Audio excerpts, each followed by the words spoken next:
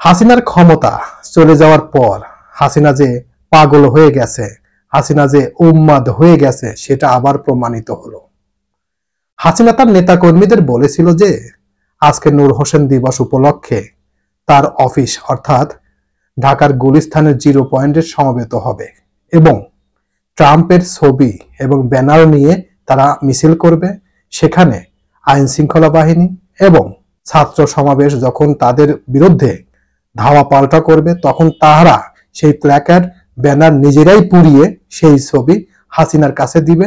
হাসিনা আবার সেই ছবি ডোনাল্ড ট্রাম্পকে দেখাবে যে বাংলাদেশে এখন পর্যন্ত সেই নৈরাজ্য এবং হত্যা, হুমকি, সংখ্যালঘুদের উপর নির্যাতন ইত্যাদি চলছে। আসলে হাসিনার কি লজ্জা হয় না? এই হাসিনাই কয়েকদিন আগে বলেছিল যে আমেরিকার দরকার নাই, আমেরিকার আমাদের প্রয়োজন হয় না, সেই 7 সমুদ্র 13 নদী পার দিয়ে আমাদের আমেরিকা যাওয়া লাগবে না।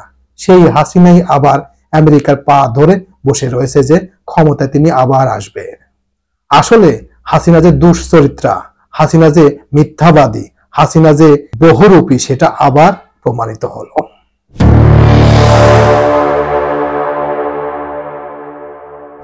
আসসালামু আলাইকুম। গত 3 দিন আগে হাসিনা তার এক নেতার সাথে ফোন আলাপে কথা বলছিল, সেই কথাটা ভাইরাল হয়েছে। সেখানে হাসিনা তার নেতা কর্মীদের বলেছিল যে আজকে নূর হোসেন দিবস, অর্থাৎ 1986 সালে নূর হোসেন নামে একজন যুবক এই স্বৈরাচারের বিরুদ্ধে আন্দোলন করেছিল বিধায় সেদিন নিহত হয়েছিলেন। তার মৃত্যুর দিন উপলক্ষে আজকে সেই দিন পালিত হচ্ছে। সেই দিনে হাসিনার নেতা কর্মীরা ট্রাম্পের ছবি নিয়ে আন্দোলন মিছিল করবে 0 পয়েন্টে। সেখানে পুলিশ প্রশাসন এবং ছাত্র সমাজ যারা আছে তাদের ধাওয়া পাল্টা ধাওয়া করলে তারা সেই ব্যানার প্ল্যাকার্ড পুড়িয়ে সেটার ছবি হাসিনার কাছে দিবে।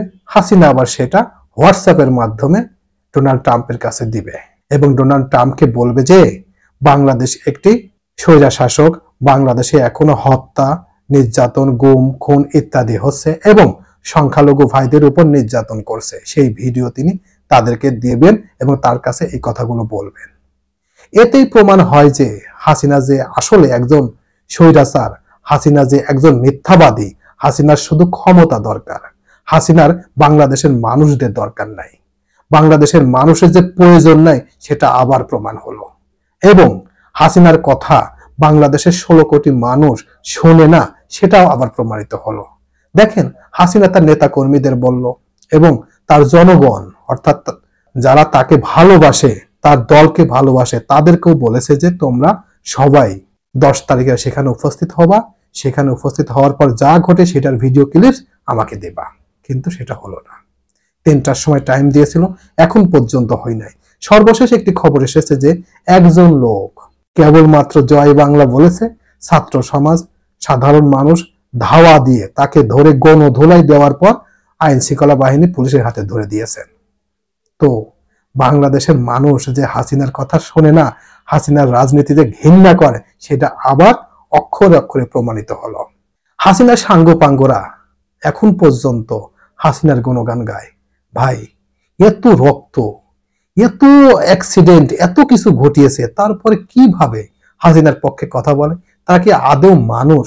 আমার মনে হয় তাদের মধ্যে মানুষের যে আত্মা থাকা দরকার সেটা নাই। পিলখানার হত্যা মামলা, হেফাজতে ইসলাম হত্যা মামলা, এছাড়াও আরো কত যে হত্যা, গুম, খুন, বিএনপির প্রায় 10,000 লোক গুম করেছে। এছাড়া 24 সালে যে দেখেন বাংলাদেশের সম্পদ যারা একসময় বাংলাদেশকে লিড দেবে সেই ছাত্রদেরকে পাখির মতো গুলি করে হত্যা করেছে এবং 20,000-এর অধিক মানুষ পঙ্গুত্ব বরণ করেছে। তাদের শোনা গেছে যে ম্যাক্সিমাম মানুষের চোখ অন্ধ হয়েছে।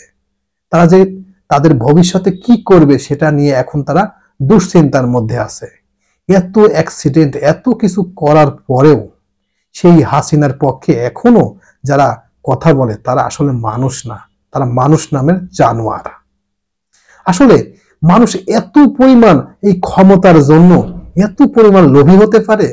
ভাই, বাংলাদেশের এতগুলো মানুষকে মেরেছে, তারপরে কোন হিসাবে সেই হাসিনার পক্ষে কথা বলে? কয়েকদিন আগে ছাত্রলীগের সভাপতি বলল যে জনগণ তাদের পক্ষে আছে।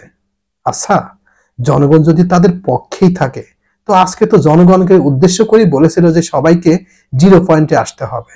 তো সেই ছাত্রলীগের সভাপতি কই, আর ছাত্রলীগের আরো যারা আছে তারাই কই? সবাই কি আমেরিকা পালিয়ে গেছে? সবাই এখনো বাংলাদেশে আছে, তারা কেন আসছে না? যদি আওয়ামী লীগকে ভালোবাসতো, আওয়ামী লীগকে অন্তর থেকে শ্রদ্ধা করত, তাহলে এতদিন তারা সেই মুরগির গর্তে লুকিয়ে থাকতো না।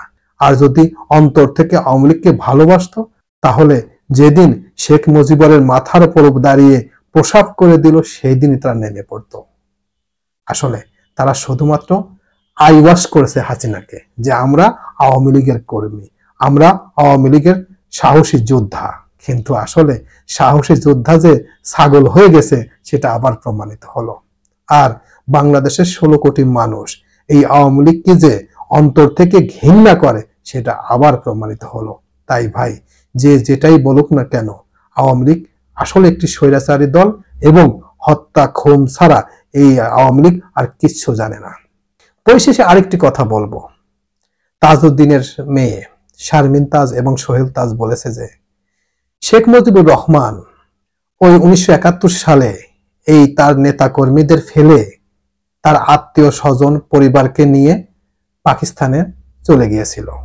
আবার এই হাসিনাও সেই কাজই করলো, তার নেতা কর্মীদের ফেলে তিনি তার পরিবারকে সেভ করে পালিয়ে গিয়েছে। আর এটাই প্রমাণ হয় যে, এবং সোহেল তাজের ভাষ্য মতে প্রমাণ হয় যে মুজিব পরিবার অর্থাৎ হাসিনা পরিবার নিজের জন্য, তারা জনগণের জন্য না। জনগণের জন্য তারা জীবন কুরবান করতে জানে না। তারা নিজেরা ঠিক মানে সব ঠিক। তো যারা আওয়ামী লীগ করেন, যারা হাসিনার পক্ষে কথা বলেন, আপনাদের মনে প্রশ্ন জাগে না যে আমাদের সাগরের মধ্যে ভাসিয়ে দিয়ে তুমি মিয়া চলে গেছো, আর আমরা এখন পুলিশের দৌড়ানি এবং রাতে নিজের ঘরে থাকতে পারি না, সন্তানাদিদের দেখতে পারি না, এর চেয়ে কষ্ট আর কি হতে পারে ভাই? তাই ভাই, এখনো সময় আছে, এখনই তওবা করে হাসিনার দল আওয়ামী লীগকে ঘৃণা করে নিজের মতো স্বাধীনভাবে চলুন, তা না হলে আপনাদের ভবিষ্যৎ অন্ধকার। তো আমার এই কথাগুলো শোনার জন্য আপনাদেরকে অনেক অনেক ধন্যবাদ। আসসালামু আলাইকুম।